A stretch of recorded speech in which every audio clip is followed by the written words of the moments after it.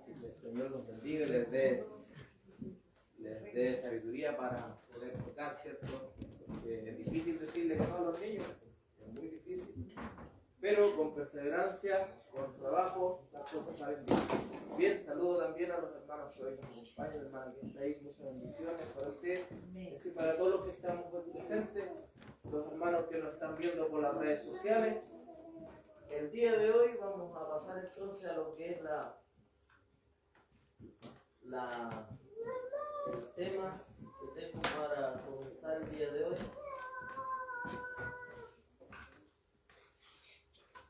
Tengo una nueva serie que vamos a comenzar, creo que vamos a estar varias semanas hablando con respecto a este tema que vamos a compartir,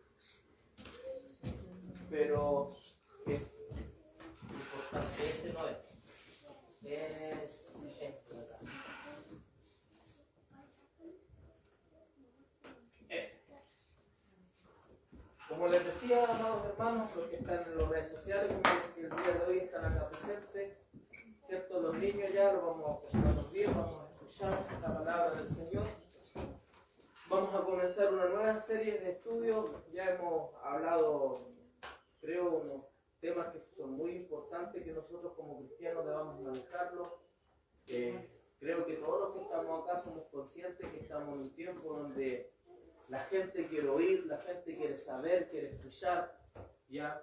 Y está poniendo el oído a diferentes tipos de ideología, de enseñanza, de adoctrinamiento. De hecho, nosotros la Escritura nos enseña, nos habla del adoctrinar a nuestros hijos, adoctrinar a los hermanos como pastores, nosotros adoctrinarlos.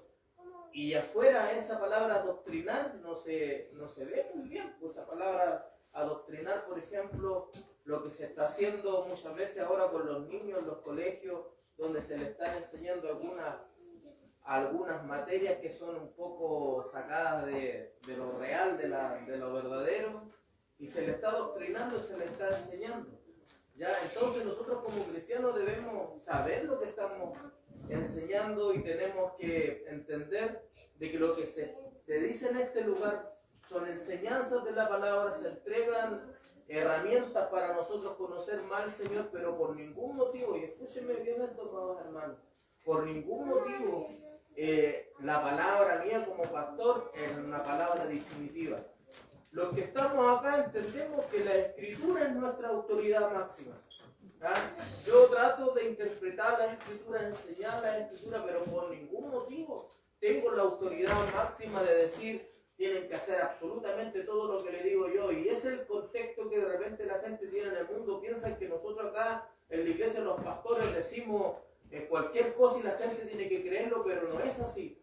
Porque nosotros como pastores, todo lo que nosotros enseñamos, todo lo que educamos acá en la iglesia tiene que estar sostenido, tiene que tener el sustento de la palabra del Señor, si no, nuestras palabras no sirven para nada. Entonces vamos a empezar con una nueva serie, son varios temas. Vamos a comenzar con un estudio exegético del Génesis, vamos a ir sistemáticamente estudiando el Génesis, las materias que esto lo enseña. Por decirle uno, el tema 1 que va a comenzar ya la próxima semana, por sus días es una introducción. El tema 1 va a ser la creación. Lógico, pues si tenemos del capítulo 1 ahí donde nos habla de la creación y vamos a ver varios aspectos, varias cosas para que nosotros podamos comprender y entender de dónde venimos, por hermano, porque son tres preguntas que el ser humano tiene y necesitan ser contestadas. Y las tres preguntas son, a ver, ¿quién las sabe? ¿Quiénes son las preguntas que siempre el hombre durante todos los tiempos, milenios, los años que llega de vida, el ser humano se ha hecho? ¿Cuáles son las preguntas? Las que los filósofos también trataban de darle respuesta a estas preguntas. ¿Cuáles son? ¿Ah? Pues yo sé que ustedes las saben o están ahí en su información, están en la mente, en el cerebro, pero de repente uno cuando las pregunta en un momento X como que no está preparado para escucharla, pero la información está. Y las preguntas que nosotros... Ya, esa es una pregunta, pero las preguntas existenciales del hombre son ¿de dónde venimos? ¿Para qué estamos? ¿Y para dónde vamos? Son tres preguntas existenciales que tiene el ser humano y que trata de buscar respuesta. Entonces el libro de Génesis a nosotros nos abre y nos da respuesta de dónde vinimos. Nos habla de una creación, nos habla de muchas cosas para que nosotros podamos comprender de dónde salió la vida del ser humano, la vida de la naturaleza. Nos abre a la ciencia, todo este tipo de cosas. Recuerde, al menos nosotros acá en esta iglesia tenemos una mente abierta, no estamos cerrados. Yo les he enseñado que mucho de lo que está en el Génesis no debemos nosotros entenderlo literalmente, debemos sacar la sustancia, lo que en este caso Moisés trató de comunicar mediante su vocabulario, mediante sus conocimientos, trató a nosotros entregarnos información para que nosotros pudiéramos sacar sustento de esta. Entonces, no todo lo que está ahí en el Génesis debemos entenderlo nosotros como algo literal, pues, hermano. Hay muchas cosas que están guardadas, que son simbólicas, y eso es lo que vamos a ir tratando de hacer durante el tiempo que estemos dando este tema. Entonces vamos a comenzar con la introducción al Génesis. Abajo le coloqué Génesis nomás porque vamos a estudiar prácticamente todos los pasajes, lo que la Escritura nos enseña. Gracias, hijo, gracias. Entonces, como me gusta siempre comenzar a mí con algunas definiciones, ¿cierto? Yo busqué la definición de Génesis, la busqué una definición lógicamente que tenga que ver con la religión, porque si usted busca una definición así secular, le va a estar dando, bueno, Génesis es un libro de la Biblia, o Génesis significa principio, pero nosotros buscamos una definición en este caso que nos sirva a nosotros como religión, como iglesia, para poder comprender lo que el libro nos quiere decir. Primero, Génesis es el primer libro de la Torá o Pentateuco. A ver, aquí a mí me gusta sacar sustancia de todo lo que aprendemos. Cuando hablamos de Torá o Pentateuco, ¿a qué nos estamos refiriendo? ¿Ya? Por ejemplo, acá nosotros en Lota, en La Gunilla, y bueno, en muchas partes de Chile y el mundo, entró fuerte lo que es el judaísmo mesiánico. Ya fuerte. Cuando ellos hablan de la Torá, hablan del Mishnah y todas estas cosas nos hablan con respecto a eso. De repente cuando uno le dicen cosas, pareciera que nos están hablando cosas reveladas por Dios y son cosas tan sencillas. Por la Torá estamos hablando de los primeros 5 libros de la Escritura. Estos libros fueron escritos por Moisés. Nosotros generalmente lo conocemos más como el Pentateuco. Pentateuco viene de 5, por lo tanto entendemos que el Génesis es el primer libro de la Torá, ¿ya? Y por tanto también es el primer libro de la Tanaj judío. ¿Qué es lo que es la Tanaj judío? ¿Cuál es la diferencia entre Torá y Tanaj? A ver, ¿cuál es la diferencia entre Torá y Tanaj? Porque también esa palabra la nombran los hermanos. Nuestros hermanos judíos mesiánicos, yo los considero mis hermanos porque también tienen a Jesucristo como su Señor, ¿ya? Pero ellos nombran siempre la Torá o la Tanaj. ¿Cuál es la diferencia? Entonces la Torá o Pentateuco hablamos de los 5 libros de Moisés, y cuando hablamos de Tanaj hablamos de la compilación de libros que nosotros tenemos en el Antiguo Testamento y en el Nuevo Testamento. ¿Ya? La Tanaj es como cuando nosotros hablamos del Antiguo Testamento, donde tenemos el Pentateuco, tenemos los profetas, los libros de sabiduría y todas esas cosas. Entonces la Tanaj judío quiere decir el Antiguo Testamento de la Biblia cristiana. Eso es la Tanaj, todo lo que es el Antiguo Testamento. En hebreo los libros del Pentateuco se conocen por su primera palabra, así que para los hebreos este libro es Bereshit. ¿Ya? Bereshit. ¿Por qué yo quise colocar esto? Porque la palabra Bereshit, que es como lo conocen los judíos, es como comienza el libro de Génesis. Entonces el libro de Génesis empieza en el principio. Entonces por eso Génesis, ya estamos hablando de un principio. En hebreo, Bereshit, en el principio. El Génesis es un relato de la creación del mundo, de la historia temprana de la humanidad y de los antepasados de Israel y los orígenes de los pueblos judíos. Escuche bien, el nombre Génesis proviene del griego Génesis. Entonces, cuando hablamos de Génesis, no estamos hablando de una palabra hebrea. Si nosotros hablamos del Génesis en hebreo, tendríamos que decir Bereshit. Bereshit es la palabra cuando tú quieras conocer cómo sería el libro de Génesis. En hebreo sería Bereshit. Y Génesis vendría de una palabra griega, que es Génesis, que significa, escuche bien, nacimiento, creación, origen. En hebreo esta palabra Génesis se dice, aunque con título de libro se utiliza en hebreo y hay un montón de cosas que no las sé yo hablar en hebreo ni en griego. ¿Ya? Y quise poner en definición otra palabra que nos va a servir, no en este día, esta palabra no lo vamos a usar tanto día, no lo vamos a meter tanto, pero va a ser una palabra que se va a usar durante varios estudios y vamos a tener que entenderlo, tenerlo claro para poder comprender cómo fue la creación de Dios. Entonces la palabra creó o crear es la palabra que se usa en el principio. Dios creó los cielos y la tierra, y esa palabra creó es la palabra bara. Escuche bien. ¿Qué significa bara? Crear o hacer. Este verbo tiene un significado teológico muy profundo, puesto que su único sujeto es Dios. Solo Él puede crear. ¿Ya? Cuando hablamos de la palabra vara, solamente esa palabra vara se apega y se junta cuando se habla de Dios creador. Porque, por ejemplo, si yo tengo un poco de tierra aquí y formo un ladrillo, ya nunca no se conocían los ladrillos. Entonces yo invento un ladrillo, agarro paja, agarro un poco de tierra, un barro y formo un molde y hago un ladrillo. ¿Ya? Y yo digo a la gente, mira, yo creé este ladrillo. Esa palabra, tú no podrías usar la palabra vara para poder decir que creaste un ladrillo. ¿Por qué? Porque lo que tú creaste ya estaba de cosas creadas.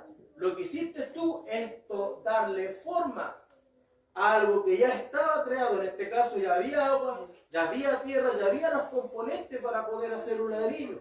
Por lo tanto, ningún ser humano tiene la capacidad de crear con esta palabra vara. Ninguno. Porque esta palabra vara lo que relaciona es que Dios puede crear cosas de la nada, de donde no hay nada. ¿Ya? Puesto que su único sujeto es Dios, solo Él puede crear, en el sentido que está implícito en vara. El verbo expresa creación de la nada, ex nihilo. Entonces yo no puedo hacer un ladrillo si no tengo los materiales para poder hacerlo.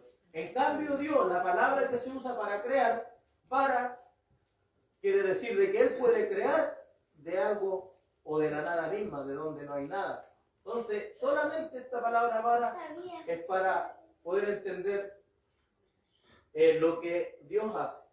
¿Ya? Entonces dice, en el principio creó Dios los cielos y la tierra. Todos los demás verbos que significan creación permiten una gama de significados mucho más amplia. Tienen sujetos divinos y humanos y se usan en contextos que no tienen que ver con la creación de la vida. Hay más palabras para crear, pero la palabra vara en la Biblia solamente se usa cuando se habla de Dios. Nadie puede crear de la nada. Y hay otra palabra que se usa en la Escritura como creación, pero en el Génesis se le tradujo como formó o formar, y el yazar. Y esta es la diferencia.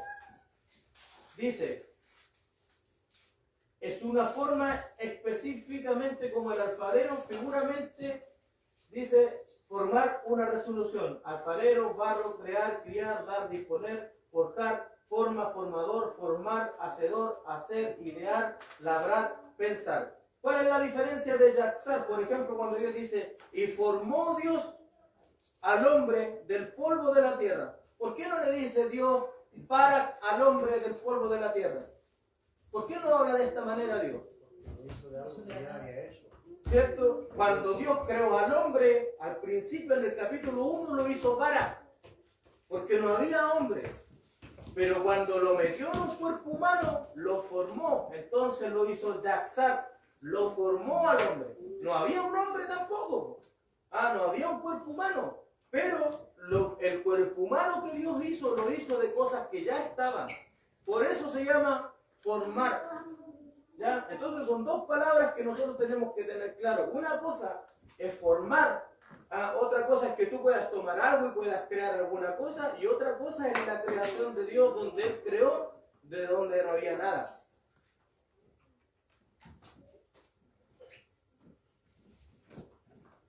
Y empezamos entonces. Génesis, con la introducción. El libro de Génesis es la historia de la humanidad, desde su origen. Nos enseña, escuche bien, de dónde venimos, y no es del mono, lógicamente, de dónde venimos. ¿Va? Dice, nos enseña de dónde venimos y no es del mono. Fuimos creados por Dios, hechos a su imagen, fuimos creados con un propósito. ¿Ya? Primero, lo que nos enseña el libro de Génesis, a nosotros como seres humanos, como especie, es de dónde nosotros tenemos nuestros inicios como seres humanos. ¿Ya? Ese es como el centro de la escritura.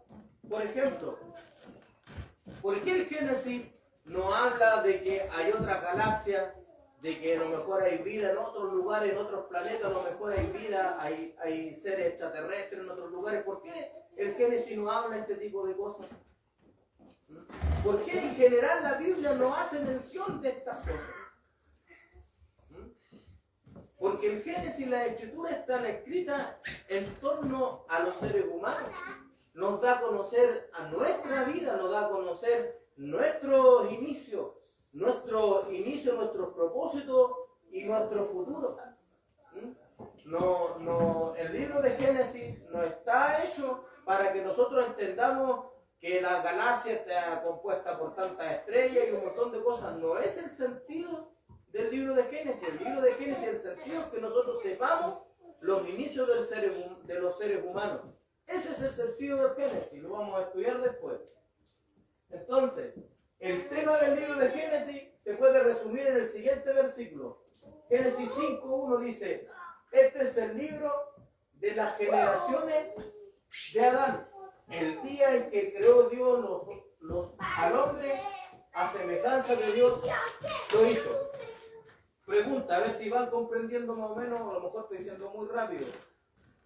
Pregunta, ¿por qué podemos resumir el libro de Génesis en Génesis 5:1? En contexto con lo que yo les he estado ya comentando.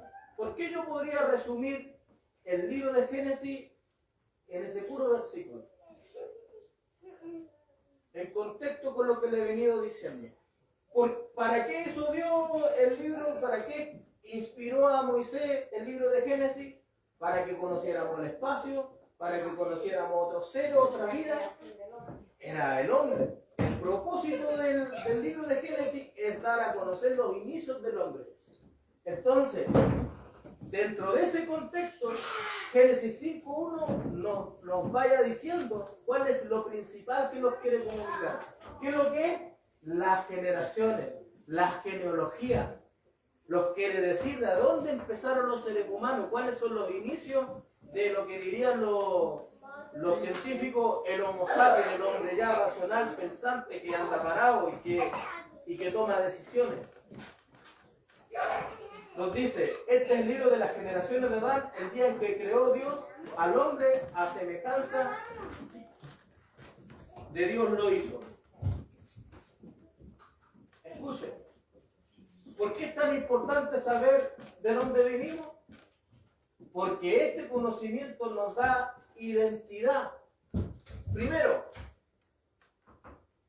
aquí lo hemos enseñado, lo hemos dicho hartas veces. ¿Qué es lo que dignifica al hombre? ¿Qué es lo que dignifica al hombre?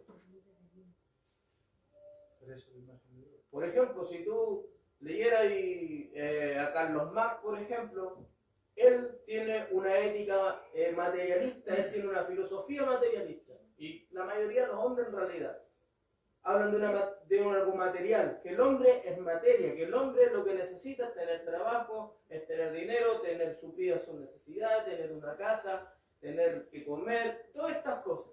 De hecho, nosotros en este tiempo estamos viviendo un tiempo político así, donde la dignidad de los seres humanos es que tengamos una buena pensión, que tengamos un buen trabajo, que tengamos comida, que tengamos comida. Entonces por eso se está haciendo una constitución para que tengamos derecho a vivienda, derecho a comida y todo un montón de cosas.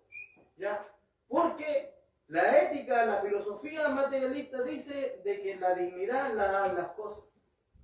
Por eso yo les decía la otra vez que si esto fuera cierto, Bill Gates, George Soros, Elon Musk y todos esos ricachones serían las personas más dignas que hay en la tierra porque son los que más tienen. Entonces la dignidad no son las cosas. Lo que nos muestra la escritura de Génesis, que la dignidad del ser humano es que Dios no hizo de toda la creación que Él hizo, al ser humano lo hizo a su imagen y semejanza. Entonces el cristianismo, la religión judía cristiana que nació, que es el cristianismo, fue la que occidentalizó este pensamiento y colocó este pensamiento en los seres humanos de que el hombre es digno solamente por el hecho de nacer. Todos los hombres, todos los seres humanos tenemos dignidad por el solo hecho de ser hombre. No necesitas nada de estas cosas para tener dignidad. Por ningún motivo estoy diciendo que no se necesita tener casa, no se necesita tener cosas materiales, no se refiere a eso. Pero la dignidad trasciende las cosas materiales y no te las da tu Creador. Entonces, ¿por qué es importante saber dónde venimos? ¿Por qué tenemos el Génesis? Porque primero nos dice de quién nos hizo, quiénes somos. Si nosotros tenemos un estudio de Dios, las cualidades de Dios, Él piensa siempre, es inteligente, es amor, es justo. Todas estas cosas Dios las compartió con nosotros. De hecho, ¿qué es lo que predicaba ayer el Rodrigo cuando él decía, y lo recalcó antes y después lo colocó hasta en un versículo bíblico ahí en el WhatsApp? Que Dios nos hizo partícipe de su naturaleza divina. ¿Ya? ¿Por qué partícipe de la naturaleza divina? Nosotros todopoderosos no somos, omniscientes tampoco, omnipotentes tampoco. Entonces, ¿a qué se refiere participar de la naturaleza divina?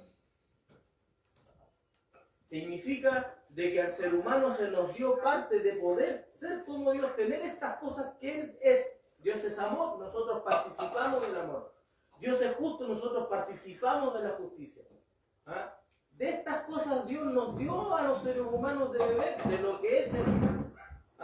¿Alguien estudió cuando les decía el otro día que estudiaran la doctrina de la simplicidad de Dios?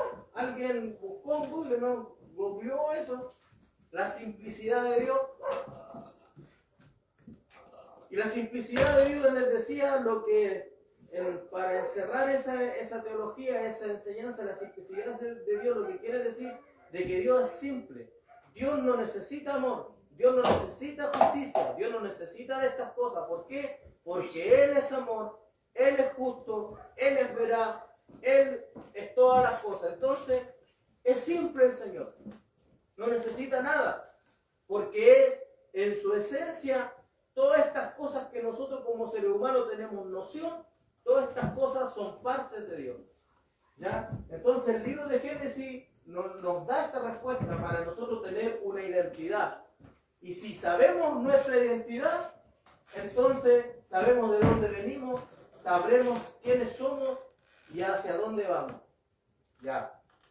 Por ejemplo, nosotros entendemos que nosotros venimos de Dios, que somos a su imagen y semejanza.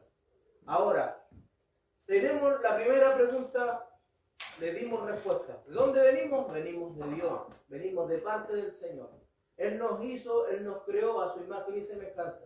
¿Qué significa que nos dio a su imagen y semejanza? Que nos hizo personas pensantes, somos personas razonables, somos personas que tenemos emociones, sentimientos, voluntad. ¿Ya? Y la segunda pregunta es, ¿para qué estamos?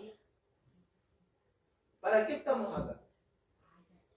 ¿Cuál es el motivo del ser humano de estar acá, en la tierra? Si nosotros fuéramos así bien espirituales, diríamos, nuestra labor es venir a adorar al Señor y cantarle y amar al Señor por siempre y que sea lo único. No es para lo que Dios nos hizo. Dios nos hizo a los seres humanos para que nosotros pudiéramos señorear de las cosas que Él hizo. Entonces, ¿dónde tú lo revelas eso? ¿Dónde te revela Dios? ¿Para qué Dios hizo al ser humano? El mismo Génesis te lo dice, que colocó lo puso de Señor de todas las cosas creadas. Entonces Dios te hizo a su imagen y semejanza y nos dio a nosotros un propósito. ¿Cuál es el propósito? Administrar la naturaleza, administrar lo que Dios creó. Por eso que en nosotros, en algunas personas se está desarrollando fuerte el amor hacia la naturaleza, porque ese es el amor que nosotros como seres humanos debiéramos tener. ¿Ah? Si está bien explotar los minerales, está bien hacer esas cosas, pero sin estar destruyendo el ecosistema, sin estar destruyendo nuestra naturaleza, sin tener que estar matando a nuestros animales y un montón de cosas. Entonces Dios nos hizo con un propósito. ¿Y cuál era el propósito que hizo al hombre? Hacerlo administrador de su naturaleza, de lo que Él creó, de su creación. Entonces, Génesis nos dice de dónde venimos, para qué estamos, para responder la última pregunta que es, ¿para dónde vamos? ¿Y cuál es para dónde vamos? ¿Cuál es la respuesta para dónde vamos? Para arriba, ¿cierto? En cierto sentido, sí vamos para arriba. Pero la culminación de las cosas es para estar aquí, es para estar en su cielo y en su tierra creada que nos tiene Dios a nosotros. O sea, en el fondo, lo que el Génesis nos habla es el propósito cumplido del ser humano nos hizo a su imagen, ¿para qué? Para señorear, ¿dónde? En la tierra. Ese era el sentido del ser humano. ¿Ya? Ahora, esta tierra está contaminada, esta tierra ya se está muriendo, entonces Dios nos prometió un nuevo cielo, una nueva tierra, ¿cierto? Un nuevo cielo, una nueva tierra. ¿Que cuál va a ser el propósito? Génesis te lo dice. Administrar lo que Dios te da. Administrar su creación. ¿Ah? Porque cuando nosotros hablamos de omnipotencia de Dios, por ejemplo, Dios dejó las cositas, los animales, por ejemplo, unos animalitos ahí, un gatito en tu casa. Entonces no viene Dios a darle comida para que coma el gatito. ¿Quién tiene que darle? Tú que eres el dueño, tú que eres el que lo tienes de mascota, eres el que tienes que criarlo. ¿Ah? Porque Noé, la creación de Dios, es sustentada por Dios, refiriéndonos a la energía, como Dios sustenta las cosas, pero el cuidado de la tierra, la administración de ella, es labor nuestra. ¿Ya? Entonces, esas tres preguntas, tú las puedes responder con el puro libro de Génesis, y te lo he dicho, esta respuesta te lo he dicho con el primer capítulo de Génesis. Te doy respuesta a estas preguntas. ¿Ya? Un pentecostal, más pentecostal, delante hermano Marcelo decíamos recién pastor, a lo pentecostal, ¿cierto? Yo no me creo mucho pentecostal. Me gusta la música pentecostal, me gusta el mover pentecostal, pero en mi razonamiento no soy pentecostal. ¿Por qué? Porque un pentecostal diría que el hombre fue creado para adorar a Dios, para que estuviera ahí siempre adorando a su Dios, pareciera, y a Dios lo muestran como algo egocentrista, así que Dios está ahí esperando que tú le castigues. No, Dios no hizo eso. ¿Ah? La adoración a Dios no pasa en que tú estés todo el día cantando o estés haciendo alguna cosa. La adoración a Dios es que tú hagas lo que Él te mandó. ¿Ya? ¿Qué preferís tú? ¿Qué prefiere una mamá o un papá? ¿Que el hijo le diga todos los días, mamita te amo, mamita te quiero? ¿O que el hijo le ayude a la mamá, sea un buen hijo, sea un buen estudiante, esté bien en su casa, ¿ah? que no haga problema, que sea una persona educada, que no sea grosero? Entonces, una cosa es lo que uno puede decir y otra cosa son las acciones que uno hace. Las acciones que uno hace. Entonces Dios, Él se siente honrado con la manera de vivir que tú tienes. ¿Ah? Entonces hay mucha gente evangélica que está en la iglesia y honra a Dios y demos 3 gloria a Dios, 6 gloria a Dios, 20 gloria a Dios, ¿cierto? Para no caer en la rutina, en alguna iglesia demos 3 gloria, no demos 10. No se trata de eso. Yo no digo que está mal tampoco, si levantar las manos y honrar a Dios no está mal. Pero lo que honra a Dios, tu manera de vivir. Lo que honra a Dios es como tú participas de su naturaleza, como tú vives, como la gente te conoce a Dios por medio de tu vida. Eso es lo que honra a Dios. Cuando una persona tú vas ahí y dice, o a lo mejor dice, oye, este tiene que ser cristiano, porque ¿cómo es así?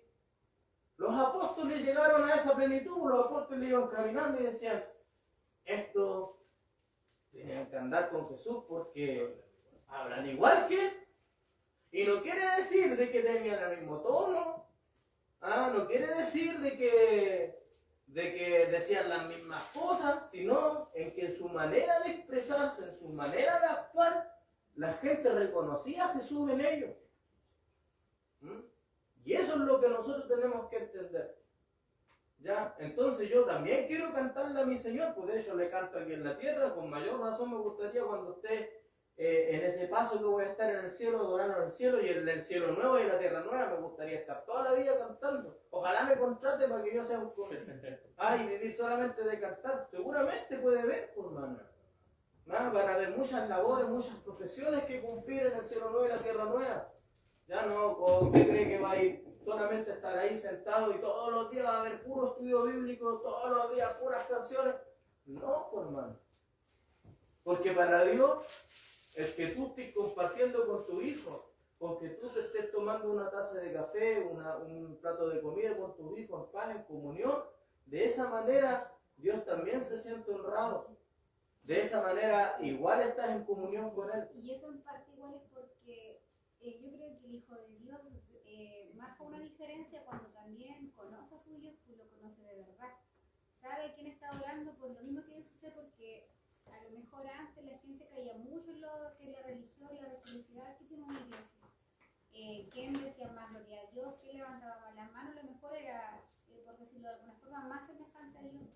Pero en su actitud, en su forma de ser, la vida cotidiana que llevan está muy lejana a lo que Dios nos enseña. Claro. Y mientras uno aprende a conocerlo a Él, y estos días se ha dicho harto en la palabra, pues la palabra de Dios nunca vuelve a ir vacía, entonces algo tiene que... Siempre va a cumplir un efecto la palabra del Señor. Y eso se va demostrando en nosotros.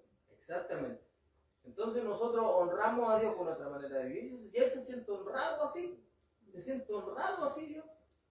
¿Ya? ¿Por qué? Porque la vida de nosotros es lo que honra al Señor.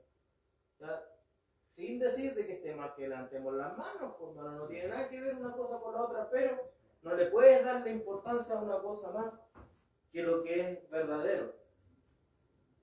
Entonces, habiendo dicho lo que he dicho, de que el libro de Génesis lo que nos quiere contar a nosotros es la historia del ser humano. Eso es lo que nos quiere contar. Por eso que nos profundiza en las cosas del universo, como algunos ateos, agnósticos quieren de repente a uno meterlo en complicaciones, si habrá más cielo, en otros planetas la vida.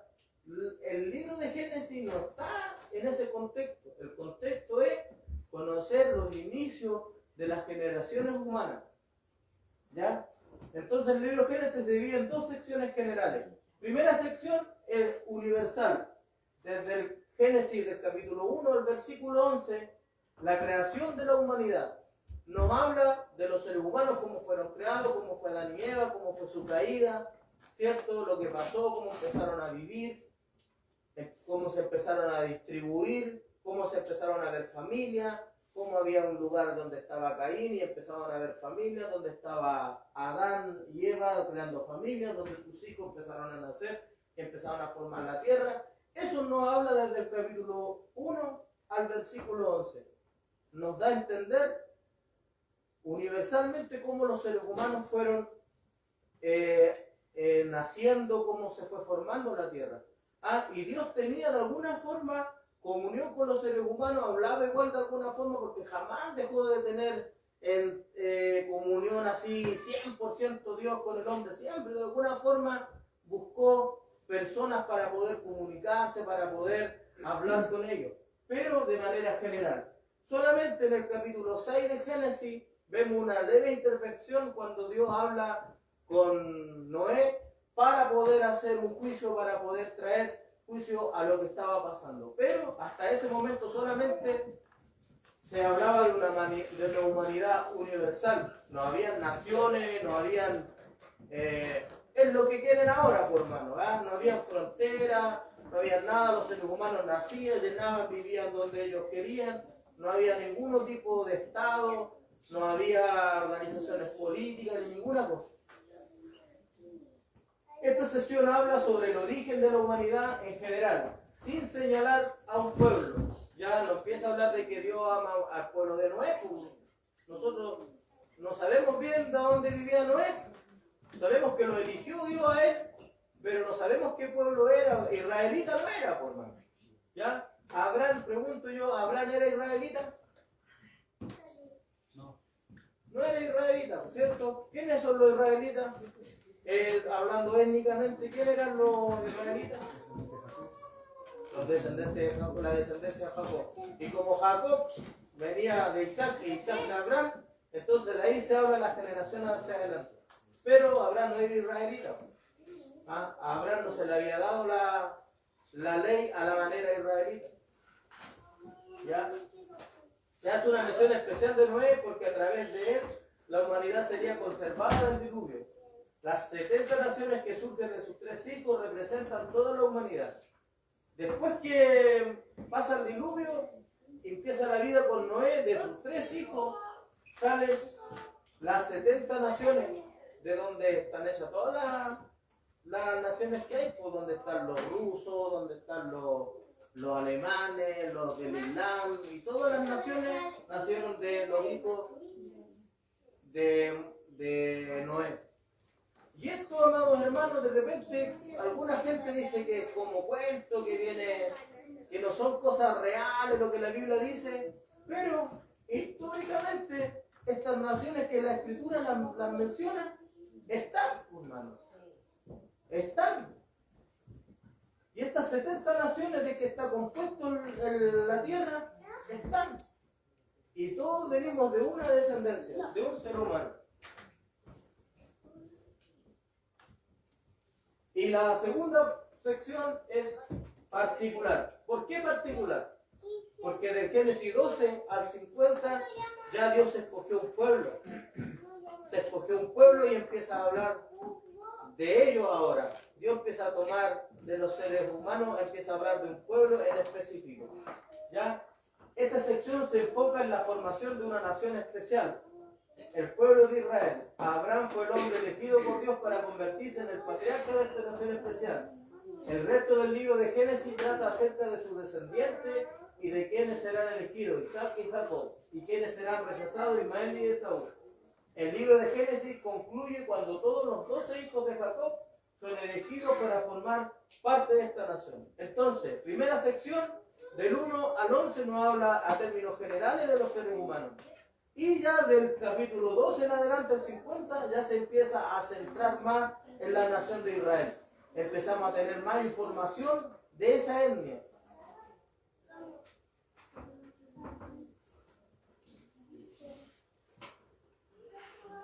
Aquí yo voy a mostrar más abajito después un marco de las generaciones que nos habla el libro de Génesis. La genealogía o generación en hebreo, taladot.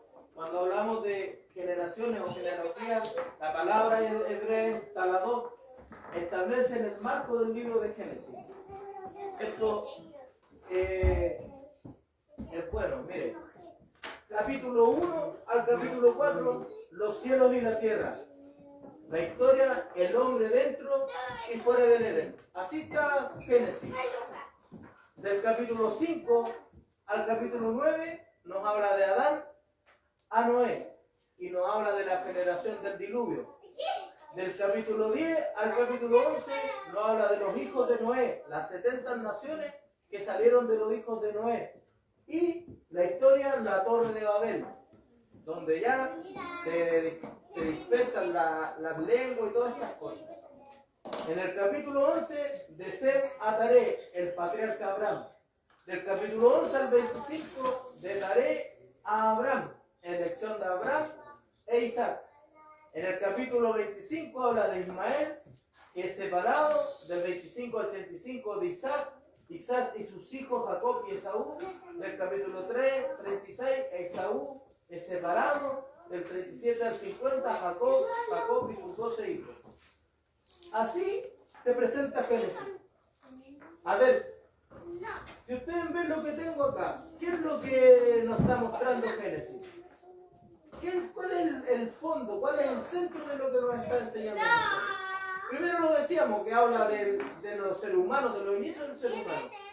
Entonces nosotros vemos con este cuadrito de que lo que está haciendo el libro de Génesis contando la historia del hombre, la historia de las personas hasta que llega a la nación de Israel. Nos habla de nuestra identidad como seres humanos. Esa es la finalidad del libro de Génesis. Escuche bien, cada uno de los temas generales del libro de Génesis se inicia con la presentación de una genealogía. En el libro de Génesis hay mucha genealogía. ¿Ah? ¿Cuál es la idea entonces? Darnos a conocer nuestros inicios, nuestros orígenes. ¿De dónde venimos? Introducida, dice la Gran Torah, introducida por la frase, estas son las generaciones de. De ahí empieza a usarse esta palabra, Ailet Toldot, que es lo que quiere decir, Alatot, que es lo que quiere decir las generaciones que vienen. Aunque parezca sorprendente, aún la historia del Jardín del Edén, capítulos 2 y 3, es introducida por una genealogía, Taladot. Y el Génesis 2.4, estos son los orígenes, Taladot, de los cielos y la tierra cuando fueron creados. O sea, si tú te das cuenta, la palabra Taladot, cuando habla de la genealogía, del origen, siempre es como lo central, la palabra central en el libro de Génesis. Es la palabra importante, darnos a conocer la genealogía. Esencialmente la genealogía constituye las columnas que sostienen y conectan el trama de la narración de Génesis de principio a fin. ¿Cuál es lo que vuelvo a decir? ¿Qué es lo que estoy diciendo? Que lo importante del libro de Génesis es que conozcamos nuestros principios, nuestros orígenes como seres humanos. Eso es lo importante.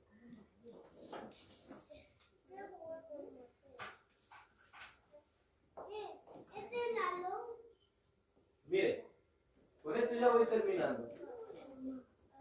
Porque aquí siempre Génesis tiene, los libros de la Escritura tienen sus cositas escondidas, sus perlitas guardadas ahí. Y aquí vamos a ver una cosa que está guardada ahí escondida en Génesis.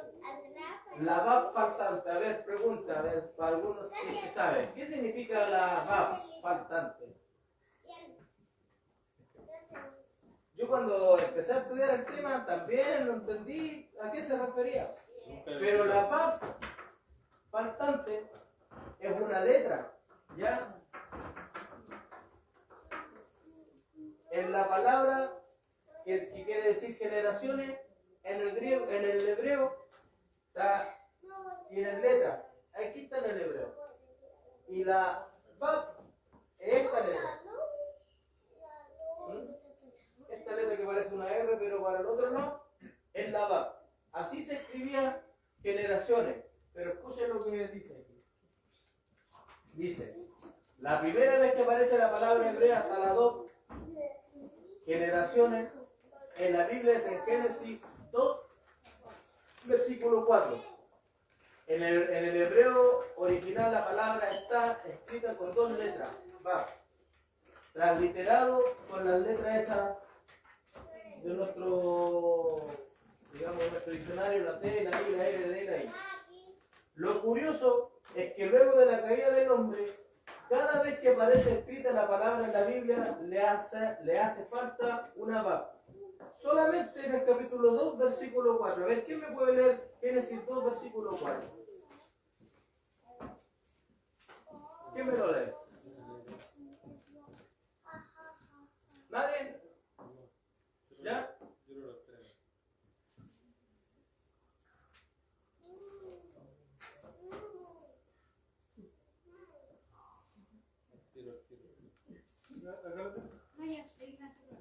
Y eso que la está buscando en el celular.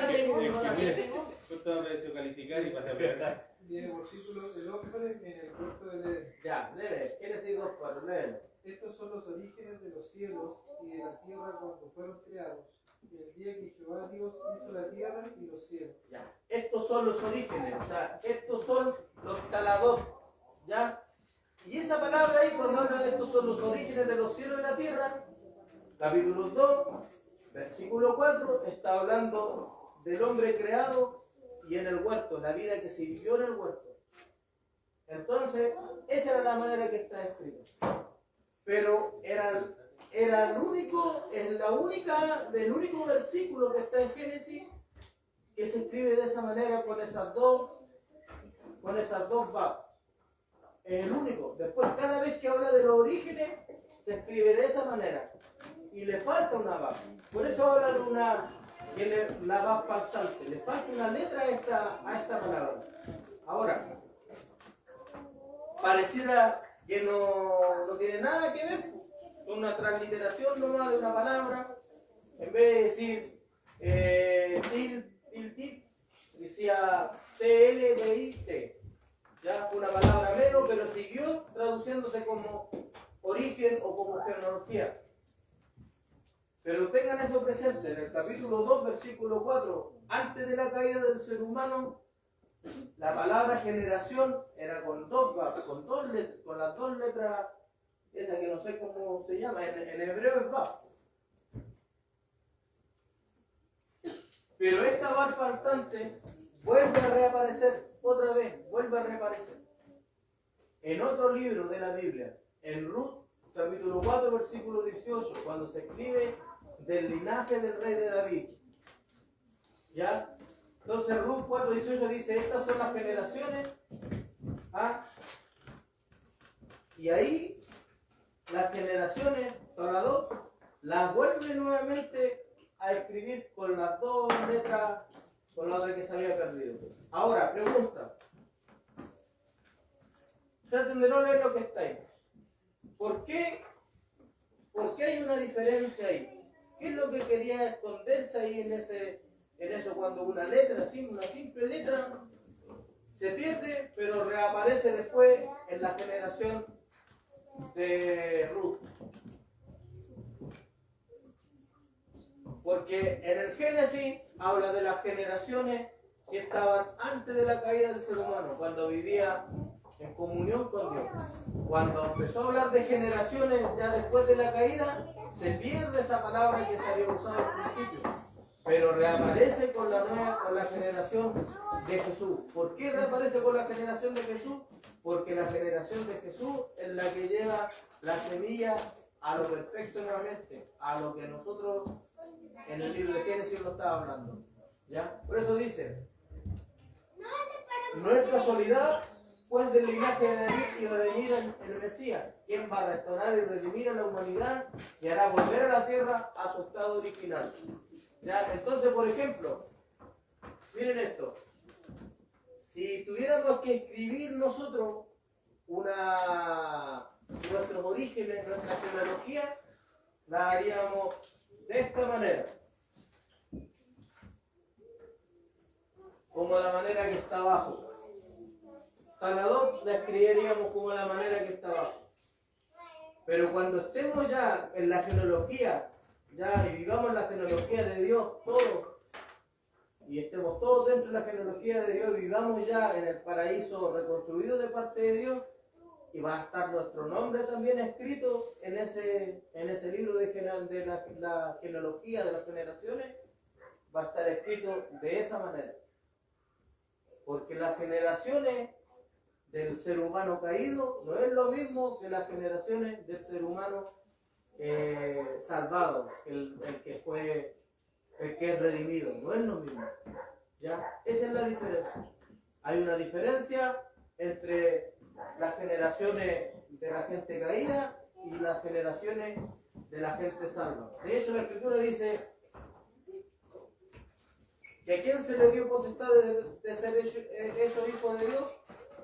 Los que creen en su nombre le dio potestad de ser hechos hijos de Dios, ¿cierto? A los que creen en su nombre.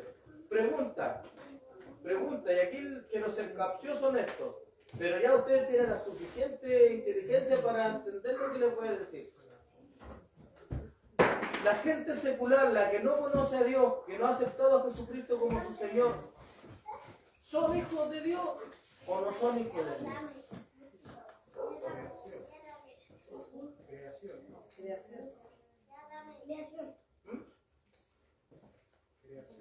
Ya, son creación. Pero ¿por qué a Dios se le dice Padre? ¿Por qué a Dios se le dice Padre en las Escrituras? No se le dice Padre explícitamente solamente porque Jesucristo es el Hijo de Dios. Se le dice Padre porque Él es creador de todas las cosas. ¿Ya? Entonces, en cierto modo, el mundo también es hijo de Dios porque es creación. ¿Ah? El secular también es hijo de Dios porque es creación. Dios lo hizo. ¿Ya? Pero la genealogía nuestra es distinta. Porque la genealogía nuestra lo llama hijo de Dios, pero dentro de otra genealogía, porque la Escritura dice a todos los que le recibieron, a los que creen en su nombre, le dio potestad de ser ellos hijos de Dios. Entonces nuestra genealogía es distinta a la gente que no ha creído. ¿Ya? Entonces, en cierto modo, la gente de afuera es hijo por el contexto que Dios es Padre y Creador de todas las cosas. Pero nosotros somos hijos porque nosotros hemos creído.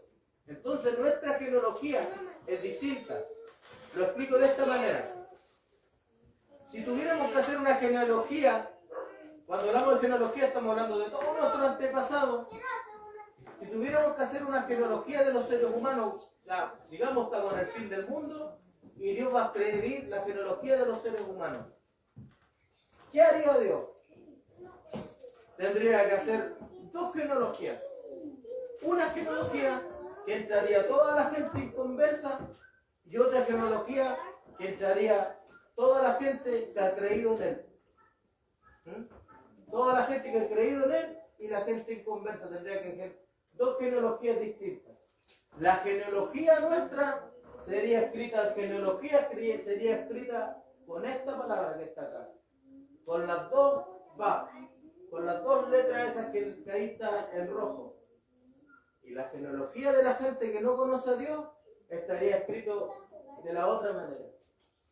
¿Ya? Entonces, cuando la gente del mundo dice que Dios es el Padre de todas las cosas, pregunto, ¿Dios es el Padre de todas las cosas?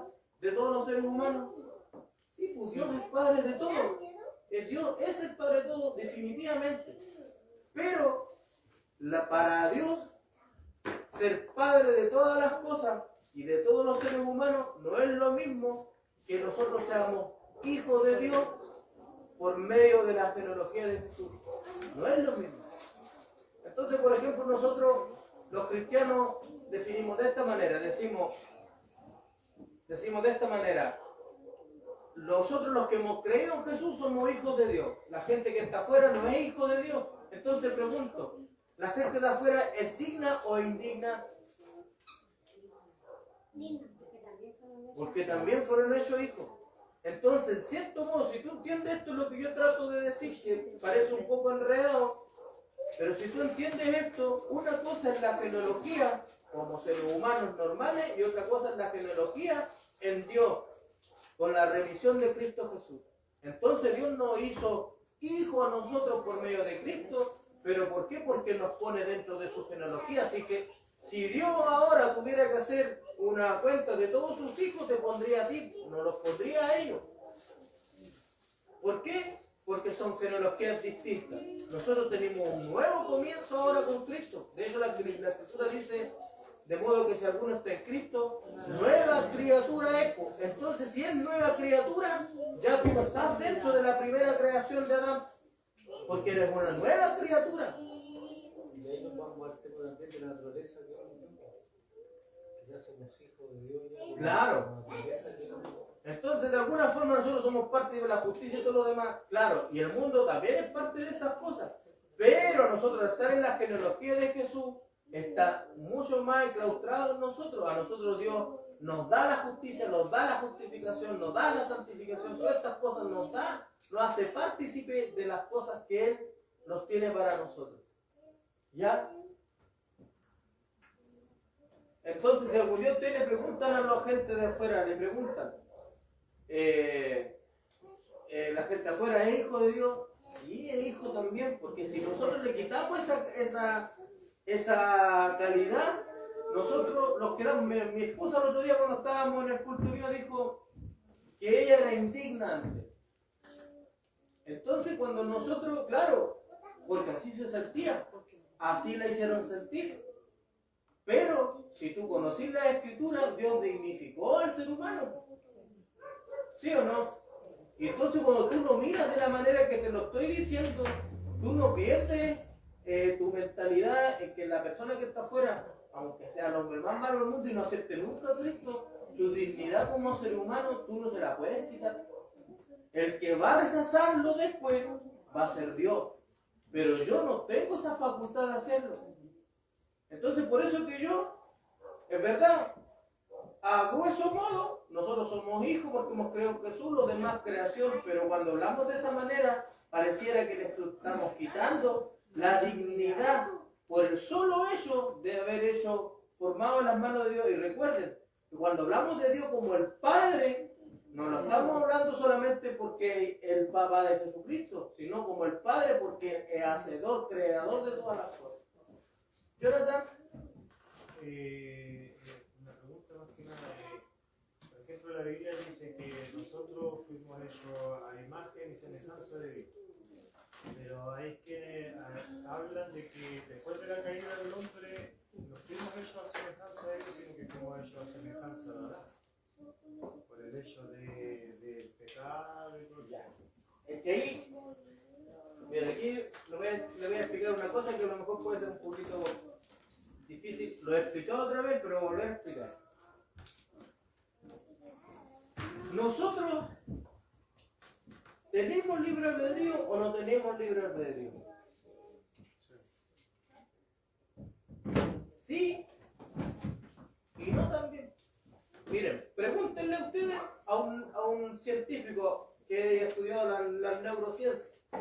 Pregúntenle a un neurólogo si es que existe el libre albedrío. Los que están en la universidad aquí, no sé si lo habrán escuchado, pero en la ciencia el libre albedrío no existe. ¿Por qué? Porque ellos dicen que cada decisión que toma el ser humano es un producto eléctrico aquí en las neuronas en la cabeza, y estas empiezan a cruzarse en la cabeza y toman las decisiones. Antes de que tú hagas algo, ya tu cerebro lo dijo. Entonces hicieron unas pruebas con unas personas. Le colocaron unas cosas en la cabeza así. Entonces le hicieron que ellos tomaran una decisión. Por ejemplo, una manzana y un plátano. ¿Qué querés comer? Y con las pulsaciones vieron que antes de que eligiera el plátano, ponle tú, ya el cerebro ya había reaccionado a eso ya. Entonces, ¿qué es lo que dice la neurociencia? La neurociencia dice que el libre albedrío no existe.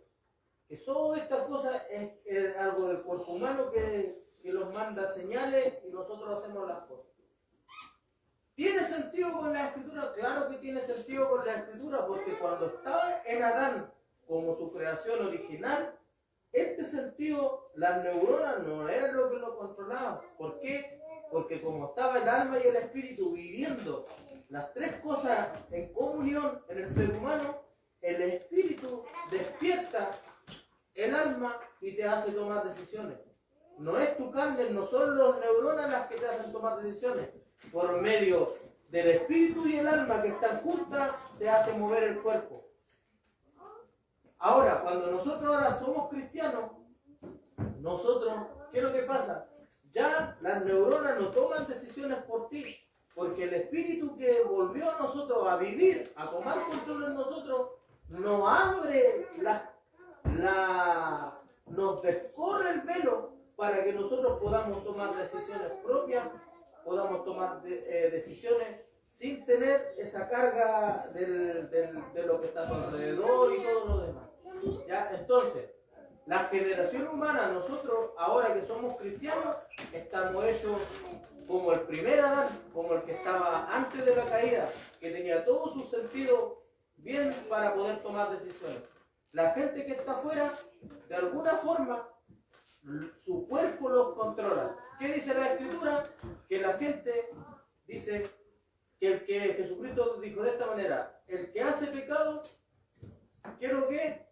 Esclavo del pecado. Entonces eso tiene sentido con lo que dicen los de la neurociencia de que alguien toma decisiones por ti y es tu propio cuerpo. De alguna manera es como la naturaleza, dependiendo de la naturaleza que tenga el cuerpo, por ejemplo, no sé, pues, si es hijo de Dios, el espíritu controla nuestro cuerpo. Pero si no siendo hijo de Dios, Claro. el pecado es El tema diferente que el Espíritu Santo que nos muestra en la Escritura, en ningún momento te controla. Te deja. Dice que Él te recuerda lo que Cristo habló. El Espíritu Santo no obra como obran las neuronas. Las neuronas toman decisiones y la gente las hace. El Espíritu Santo lo que hace al hombre es abrirle el espectro para que tú puedas tomar decisiones en libertad. Por eso la Escritura dice, si Cristo os libertare, seréis verdaderamente libres. Porque hay gente de verdad, hay gente que, la gente le dice que no hagan las cosas, pero las hacen igual, porque su cuerpo los controla. Pero el Espíritu Santo, a pesar que Él podría Dios tomar el control, pero nosotros, el Espíritu Santo lo que hace a nosotros es causarnos, enseñarnos. Pero en ningún momento Él toma las decisiones por ti. De hecho, la fe que Dios nos regaló, todas estas cosas, fue por medio de acciones, por medio de vivencia. La fe no vino así como un disparo, un rayo en tu cabeza. Tu vivencia, tu vida, todo lo que vivió, es el modo en que Dios te hizo comprender de que Él era tu Señor. Al día lo vamos, mientras estudiamos el Génesis, cuando hablemos de la creación, de dónde estaba Dios y todas esas cosas, quién era Dios, de dónde salió el Hijo, de dónde salió todo, cuando hablemos todos esos misterios que están ahí, vamos a ir dando respuesta a esas cosas de manera más breve. Y ahí estaríamos. ¿De quién el tema está ahí? No le pusimos conclusión porque vamos a tener muchos temas con respecto al Génesis. ¿Pregunta? ¿Hay alguna pregunta? Entonces, que quede claro, a grandes rasgos, el Génesis, ¿cuál es la idea del libro de Génesis? Darnos a conocer la genealogía, las generaciones de los seres humanos. Ese es el propósito. Ahora, todo lo demás que vamos a sacar es lo que Dios nos enseña cómo llegó a pasar esto. Pero, a grandes rasgos, tienes que entender lo que te hace el libro de Génesis, entender de que tú no saliste del mono, saliste de una persona, tenés parientes, tenés generaciones de seres humanos que estuvieron ahí trabajando, en las cuales Dios trabajó para llegar a ti. ¿Ya? Que el Señor los bendiga, amados hermanos. Entonces le voy a dar la oportunidad al hermano Marcelo hoy. Vamos a cantar al Señor, vamos a hacer servicio de ofrenda.